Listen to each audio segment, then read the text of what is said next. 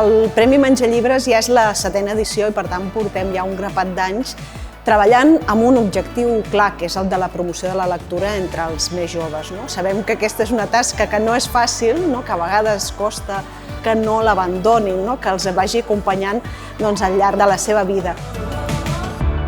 La filosofia del premi no és premiar el millor llibre o decidir quin és el millor llibre de l'any. És trobar 3 finalistes que enganxin els nanos a llegir, que per això es va crear el premi, de fet, per crear lectors. I a més també intentem que no siguin tots sobre el mateix tema. Per exemple, si hi ha una novel·la fantàstica, després intentem que n'hi hagi una de més realista.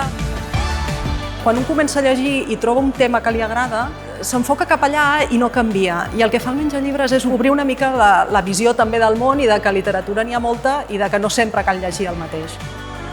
Ha estat divertit perquè és això que t'ensenyen nous autors, nous llibres i també pots compartir amb els teus amics si t'ha agradat o no t'ha agradat el llibre.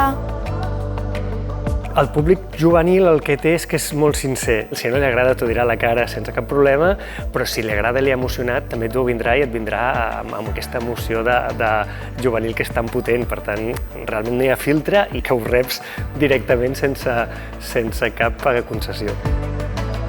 Està molt bé perquè així els fa propers també, que no són el llibre, l'autor i l'alumne, saps? Sinó que tot forma part del mateix, del gust de la lectura, de poder llegir.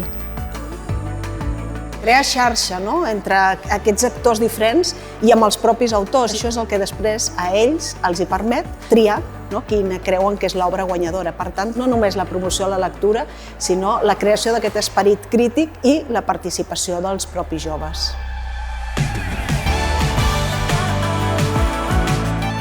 Iniciatives com el Menja Llibres són supernecessàries per això, per estimular, per descobrir autors nous que connectin, sobretot, estimular-los bé amb lectures que siguin del seu interès.